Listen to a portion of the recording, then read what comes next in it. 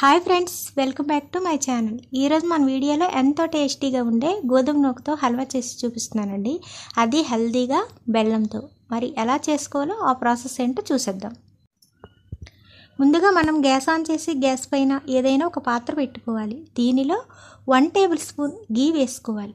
ఇలా గీ కొంచెం మెల్ట్ అయిన తర్వాత దీనిలో కట్ చేసిన కొంచెం బాదం పీసెస్ అలాగే కొంచెం కాజుని వేసుకోవాలి.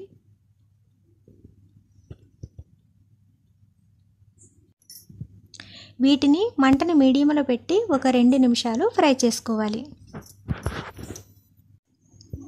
ఇప్పుడు దీనిలో కొంచెం ఎండు ద్రాక్ష వేసుకోవాలి. ఇలా వేసుకున్న తర్వాత కొంచెం బ్రౌన్ కలర్ వచ్చే వరకు ఫ్రై చేసుకోవాలి. ఈ పళ్ళు మీకు నచ్చితే వేసుకోండి, లేకపోతే అవసరం లేదు. ఇలా కలర్ చేంజ్ అయిన తర్వాత ఒక ప్లేట్లోకి తీసుకోవాలి. ఇప్పుడు ఈ రవ్వని ఫ్రై చేసుకోవాలి. ఎల్లో కలర్లో ఉన్న పెద్ద రవ్వ అండి. నేను చిన్న గాజు కప్పుతో 1/4 కప్పు వరకు తీసుకున్నాను. వీటిని ఇలా కలుపుకుంటూ ఫ్రై చేసుకోవాలి. ఇలా ఫ్రై చేస్తున్నప్పుడు మంటని సిమ్లో పెట్టి ఫ్రై చేసుకోవాలండి. అలా ఫ్రై చేసుకుంటే రవ్వ లోపల నుంచి బాగా ఫ్రై అవుతుంది. అలాగే హల్వా టేస్ట్ కూడా బాగుంటుంది. మంటని హైలో అస్సలు పెట్టకూడదండి, సిమ్లో పెట్టి ఫ్రై చేసుకోవాలి. ఈ రవ్వ ఎలా ఫ్రై అవుతుందంటే చూడండి, ఇలా ఫ్రై అయిన తర్వాత తెల్లగా అవుతుంది. అలాగే మంచి స్మెల్ కూడా వస్తుంది. అంటే రవ్వ బాగా ఫ్రై అయినట్లే.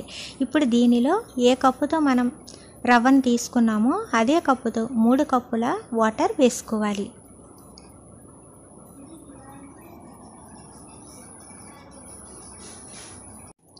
వాటర్ వేసుకున్న తర్వాత ఒకసారి ఇలా కలుపుకోవాలి. నేను చేస్తుంది తక్కువ రవ్వతో కాబట్టి వెంటనే వాటర్ వేసుకున్నానండి. అది ఎక్కువ రవ్వతో అయితే వాటర్ మరిగినప్పుడు రవ్వ వేసుకోవాలి. ఇలా మూత పెట్టుకుంటే సరిపోతుంది. మంటని సిమ్లో పెట్టి ఇలా ఉడికించుకోవాలి.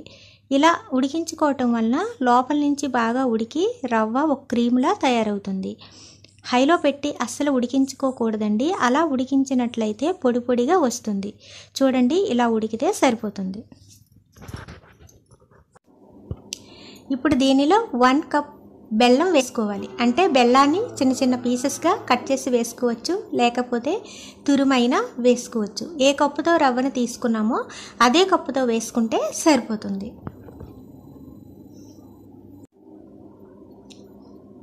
ఇప్పుడు రవ్వలో అంతా మిక్స్ అయ్యేటట్లు ఇలా కలుపుకోవాలి. ఇలా కలుపుతూ ఉంటే ఈ వేడికి బెల్లం కరుగుతూ ఉంటుంది.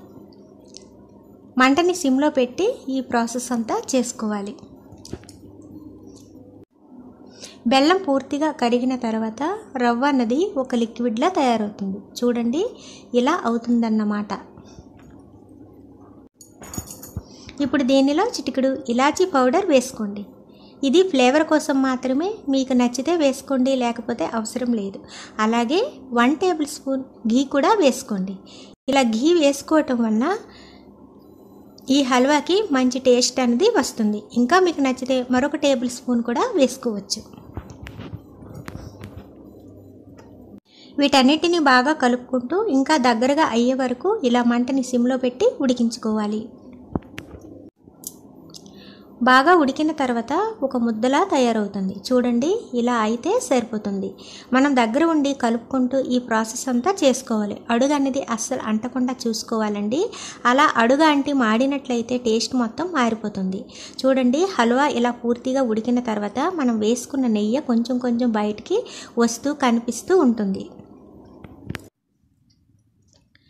ఇలా తయారైన తర్వాత మనం ఫ్రై చేసి పెట్టుకున్న ఈ డ్రై ఫ్రూట్స్ని ఇలా హల్వాలో వేసి ఒకసారి బాగా కలుపుకోవాలి. అంతేనండి, ఎంతో టేస్టీగా ఉండే వేడి వేడి హల్వా రెడీ. మరింత ఆలస్యం, మీరు కూడా వెంటనే ట్రై చేసి చూడండి. ఇప్పుడు వీటిని ఒక ప్లేట్లో సర్వ్ చేసుకుందాం. నా కంటెంట్ మీకు నచ్చినట్లయితే లైక్ చేయండి, షేర్ చేయండి, సబ్స్క్రైబ్ చేయండి. Thank you for watching.